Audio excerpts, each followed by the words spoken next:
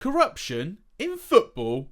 No. That's right, last weekend the Premier League came under a lot of fire because of some dodgy refereeing decisions. It turns out even with VAR, they still can't get it right. But we're back with Premier League Predictor to predict the scores anyway, with that extra bit of struggle to make it even more unpredictable. Remember, this is the series where I take on you guys in predicting the Premier League results, and we get to see who in our community has the best football knowledge. Do me a huge favour guys, please like this video and make sure you're subscribed before putting your comments down below with your predictions. And I know you guys are really here mainly for the predictions and you putting them in the comments, but please listen to me as well. Please watch the video all the way through. So let's take a look at my results from game week 27. I actually didn't do that badly. Considering I had some dodgy refereeing decisions in a couple of these games, it actually went alright. I actually got a perfect score in the West Ham versus Aston Villa game, guessing 1-1. Still got points from Arsenal, Chelsea and Man City.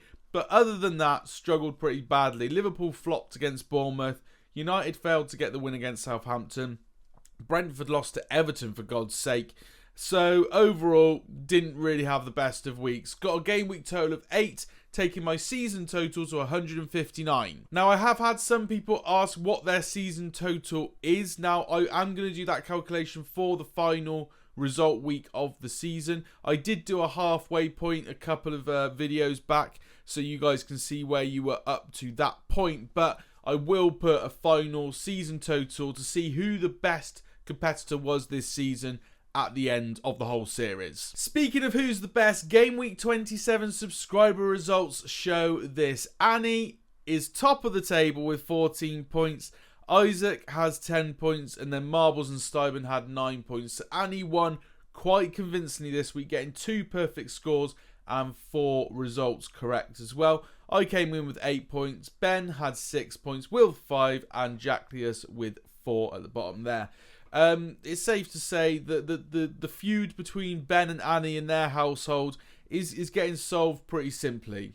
Annie's just better, Ben. Taking a look at game week 28, we've actually got a couple of teams that won't be playing. They've got postponed fixtures because big clubs are still in the FA Cup draw and will still be competing in the FA Cup. And then some smaller clubs like Liverpool are playing against teams that are in the FA Cup. Newcastle won for the first time in 5 games last week, and I'm looking for them to continue this. They're up against Nottingham Forest that have actually had a couple of decent results recently, but were undone by Spurs. For Newcastle, I have gone for them to get the away win here. I'm going for a 2-0 away win. I think that Newcastle are slowly going to build their form back up, with Isak coming back into the team and starting to perform as well up front. Hopefully that'll allow them to get back to their form and maybe push again to try and get a top 4 finish. Brentford had an absolute stinker up against Everton last weekend. They see themselves taking on Leicester this week, and I think they're going to get back to winning ways. I think Brentford had such a great start to the season, but I'm just going to check their most recent games, and looking at them, they've actually been, you know what, somewhat inconsistent. They've drawn a few, they have won a couple and then lost as well, of course, last week.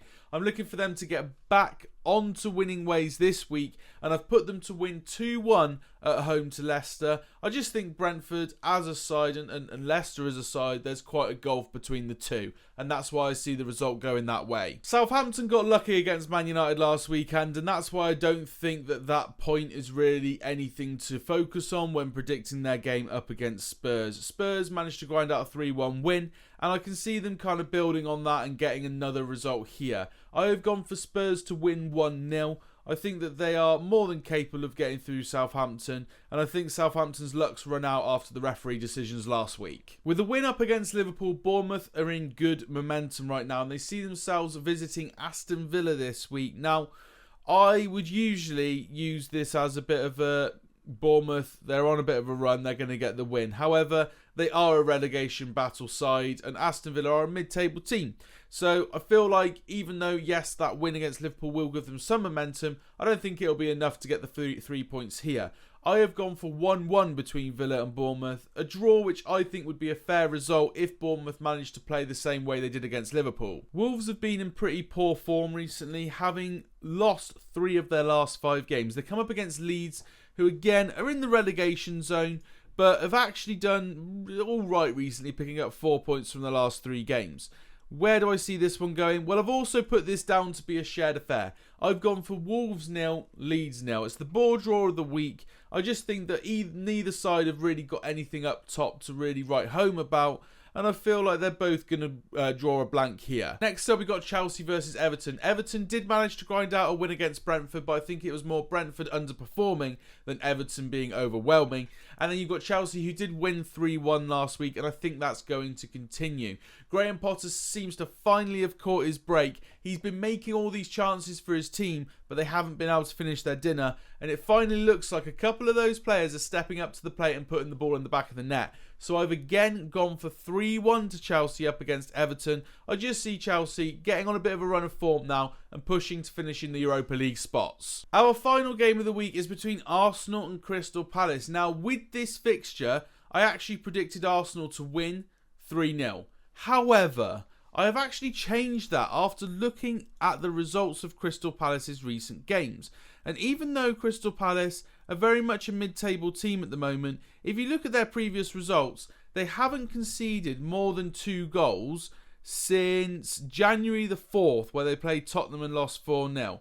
They either concede 1 or 2 goals in pretty much every game. So even though they're not scoring a massive amount at the moment, they are pretty good defensively. Therefore, with this prediction, I've still gone for Arsenal to get the win. I've just put it to not be so convincing. I've gone for 1-0 to Arsenal. I think that they've still got enough firepower to get past Crystal Palace, but you've got to respect the defence that they've built. So here's a roundup of my Game Week 28 Premier League predictions on a week where some people aren't playing due to the FA Cup ties. We've got Newcastle to win 2-0 away at Nottingham Forest, Brentford to win 2-1 at home to Leicester, Spurs to get the away win at Southampton 1-0, Aston Villa and Bournemouth to draw 1-1, Wolves and Leeds United to draw 0-0, Chelsea to win 3-1 versus Everton, and then we've got Arsenal to beat Crystal Palace 1-0. So there we have it. Those are my Premier League predictions for Game Week 28. If you guys have enjoyed this video, please hit a like on it. I tried to do it a bit different this week, tried to stay a bit more concise with my comments, not babbling on as much, to see if you guys will actually sit through a full video for a change. Put in your comments down below all of your predictions so that you can get yourself on the subscriber leaderboard next week. And if you're not subscribed, please do so. We're trying to get to 1,000 before the end of this football season. Thank you very much for watching, and I'll see you in the next one.